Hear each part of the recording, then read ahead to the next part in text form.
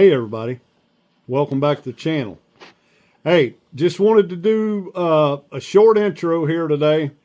I keep forgetting to do any kind of video at all with me setting traps and all of that. Actually had Brian from Brian's Knives came up the other day.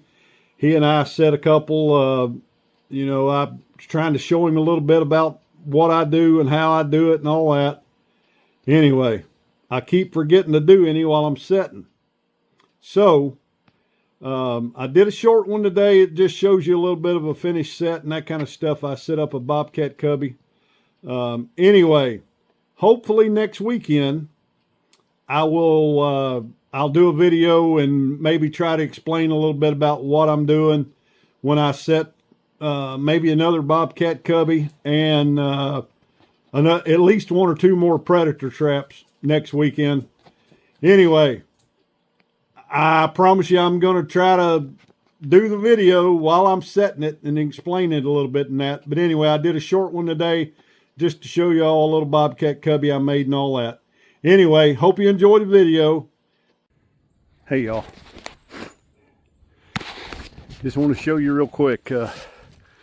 Out here on the trap line, haven't caught anything today, nothing. But let me turn this thing around and show y'all a couple of things here.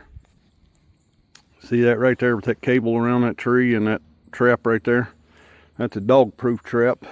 I actually baited that one and that one right there with some sardines. And the reason I put them right here is just to try to keep raccoons out of. Y'all see that cubby I made? Brought my chainsaw down here and cut some of the bigger limbs that had fallen and then cut me some cedars and made me a cubby set here.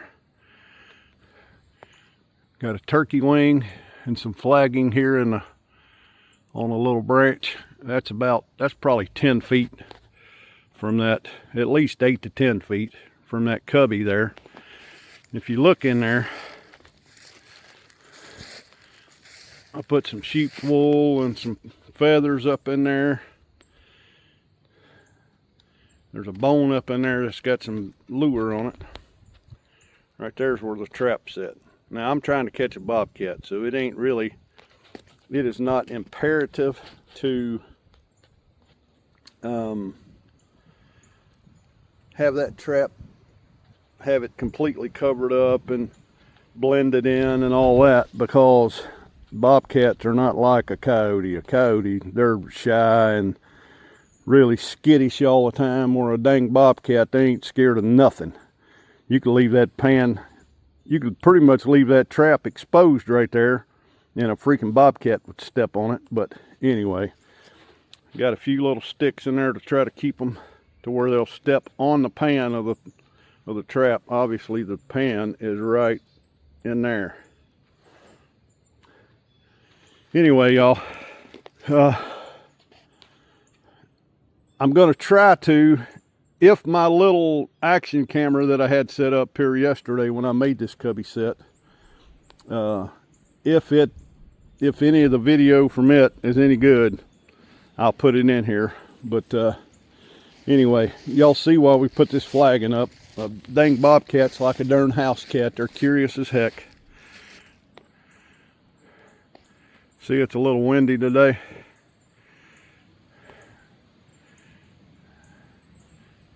See that?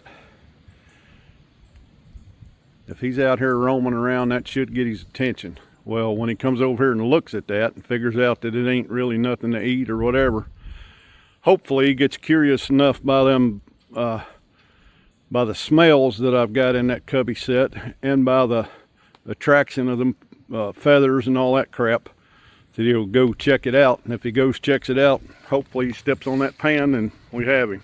Anyway, y'all, just going to show you a little quick deal on the trap line. And I don't know if you can see it or not, but it's trying to snow. It's pretty chilly out here. That's why I'm all bundled up like a darn Eskimo. But anyway, didn't catch nothing today, but it's just a matter of time, y'all. you know, this trapping deal, you're not going to catch critters every day. I might come back down here tomorrow and have 4 or 5 coons and a coyote or a bobcat or whatever. You don't ever know. But anyway, I was just going to show you all that. So stay tuned for some more trapping stuff here pretty soon. It might be next weekend because I'm pretty limited on time in the evenings. I do have to check them in the state of Kentucky. You have to check your traps every 24 hours. So I will be checking these when I get off work in the evenings. But usually that's just a matter of me jumping on the 4-wheeler and running down and checking them. But if I have anything, I'll show you that. But anyway, maybe next weekend, maybe I'll film a decent video of setting some of these predator traps, and I'll actually show you setting some of those coon traps. They're easy, they're fast.